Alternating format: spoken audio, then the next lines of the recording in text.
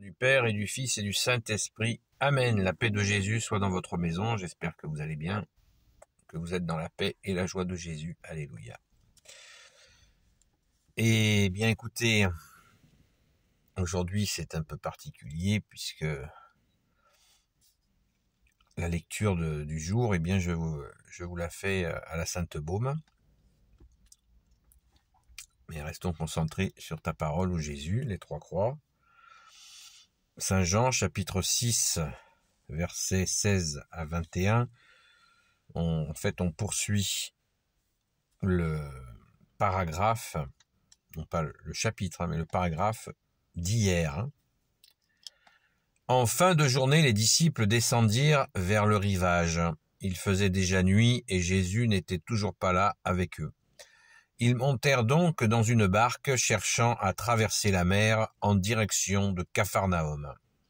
Mais la mer était déchaînée, car le vent soufflait très fort. Quand ils avaient déjà ramé 4 ou 5 kilomètres, ils virent Jésus qui s'approchait de la barque. Il marchait sur la mer et les disciples eurent vraiment peur. Mais lui leur dit « C'est moi, ne craignez pas ». Et comme il voulait le prendre dans la barque, au même moment la barque toucha terre à l'endroit vers lequel il se dirigeait. Le lendemain, la foule qui était restée de l'autre côté de la mer se rendit compte qu'il n'y avait pas eu d'autre barque que celle-là et que Jésus n'y était pas monté avec ses disciples. Ils étaient partis seuls. Cependant, des bateaux étaient arrivés de Tibériade, près de l'endroit où l'on avait mangé le pain lorsque le Seigneur rendit grâce. Lorsque tous ces gens virent que Jésus n'était pas là, et ses disciples non plus, ils montèrent sur ces bateaux à la recherche de Jésus, et ils vinrent à Capharnaüm. J'ai un petit peu dépassé là.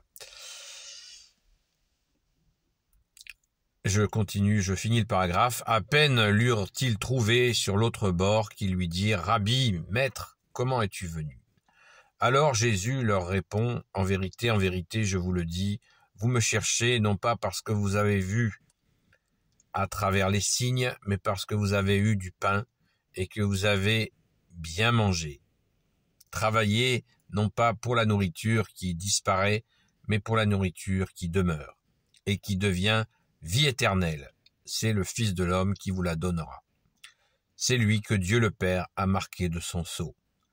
Béni soit le Père, le Fils et le Saint-Esprit. Amen.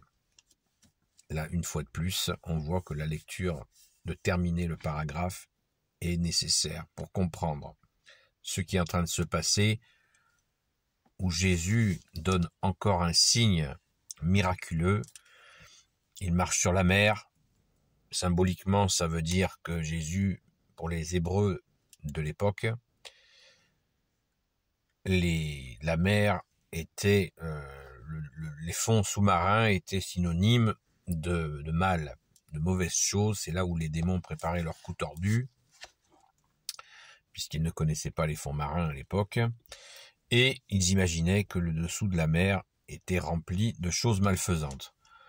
Et bon, elle est des fois très agitée, elle fait peur, et Jésus marche sur l'eau. Ça veut dire que Jésus marche sur les difficultés. Il est au-dessus des difficultés, et bien sûr, il nous aide à les traverser presque à pied sec, si on veut faire une analogie par rapport aux Hébreux qui traversent la mer à pied sec. Eh bien, par toi Jésus, nous sommes, quand la mer se déchaîne, c'est-à-dire que les problèmes se multiplient, eh bien, nous avons la grâce de les traverser avec toi, qui nous porte pour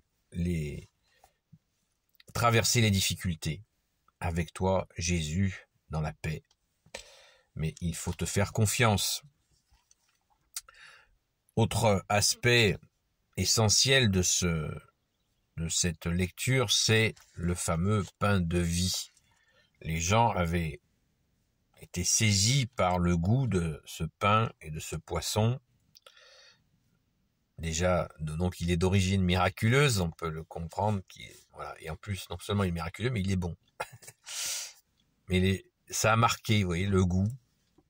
Le goût, Jésus le dit, que le goût les a marqués. C'est juste magnifique. Merci Jésus. Mais Jésus leur dit bien de ne pas s'accrocher à ce bon repas avec lui, mais de bien travailler pour la nourriture qui demeure et qui devient vie éternelle. C'est le verset 27. Travaillez non pas pour la nourriture qui disparaît, mais pour la nourriture qui demeure et qui devient vie éternelle. La nourriture qui demeure, vous l'avez là, c'est ta parole, ô Jésus. On ne se rappelle pas suffisamment que on n'a pas toujours eu un livre comme ça à disposition. Et qu'au début de la chrétienté, les gens étaient affamés de retrouver la parole de Jésus. Je ne vais pas dire qu'ils se battaient pour la trouver, mais ils faisaient tout ce qu'ils pouvaient pour retrouver des gens qui avaient gardé en mémoire la parole de Jésus et qui circulait oralement. Au début, elle a circulé oralement.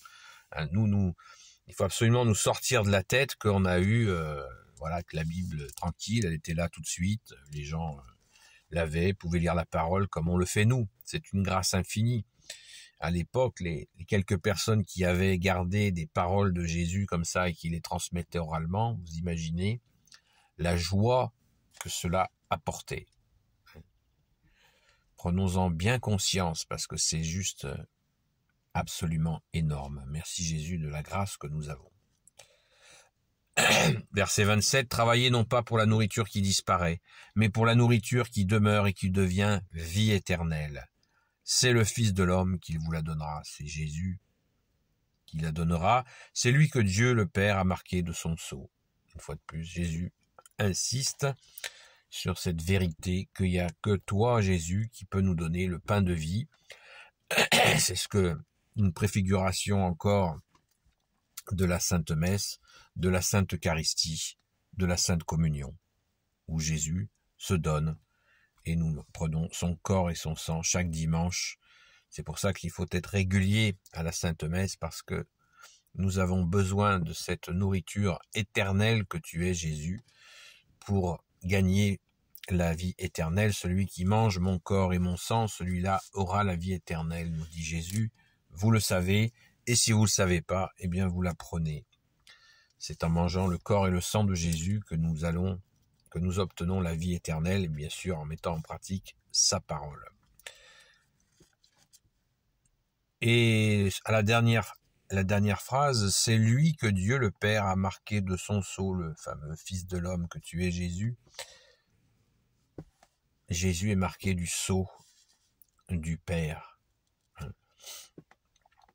Rappelons-nous que dans l'Apocalypse, il est question du sceau. C'est très important. Jésus est vraiment marqué par le Père. C'est le Fils, c'est le Christ, ce qui veut dire le oint du Père, le choisi par le Père. Donc, nous sommes entre les meilleures mains, car Jésus nous dit, quand vous êtes dans ma main, vous êtes dans la main de mon Père. Donc on peut pas être mieux là. Merci Jésus. Alléluia! Sois béni Jésus dans tes anges et dans tes saints. Nous sommes vraiment gâtés. Ô Jésus, toi qui peux tout et qui portes tout, toi le Sauveur, toi l'Emmanuel, je te confie toutes celles et ceux qui regarderont cette vidéo, ainsi que leurs proches, selon ta sainte volonté, ô Jésus. Sainte Marie, Reine des cieux, toi l'Immaculée Conception, toi qui écrases le serpent, toi qui es la lune sous tes pas, toi notre Mère, Notre-Dame. Saint Joseph, toi le juste et le saint, toi le sage, toi la terreur des démons, toi le saint gardien de la Sainte Église catholique apostolique. N'oubliez pas Saint Joseph, le grand Saint Joseph, la terreur des démons. Sainte Marie-Madeleine, notre chère sainte patronne. Et vous, tous les saints et saintes amis de Jésus. Saint Michel Archange qui est comme Dieu, Saint Gabriel Archange, Saint Raphaël Archange et tes anges guérisseurs. Et vous, tous les anges qui servez Jésus, je vous confie toutes celles et ceux qui regarderont cette vidéo, ainsi que leurs proches, selon ta sainte volonté, ô Jésus. La paix de Jésus soit dans votre maison. Je vais vous faire partager cette vue sur le Saint-Pilon, absolument magnifique. Et je vous dis à très vite, en union de prière pour ceux qui le souhaitent, union de prière des amis de Sainte-Marie-Madeleine, ou dans la montée à la Sainte-Baume, en allant à la Sainte-Messe, eh bien, nous prions pour la France, la fille aînée de l'Église, en demandant pardon pour l'apostasie, et nous prions aussi pour toutes celles et ceux qui souffrent. Nous prions pour tous les amis de Sainte-Marie-Madeleine. Donc je vous dis à très vite. Voilà, je vais vous filmer.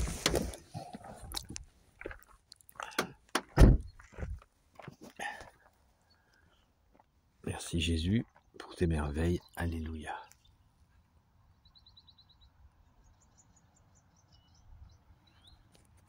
Merci Jésus d'être la lumière. Amen. Donc,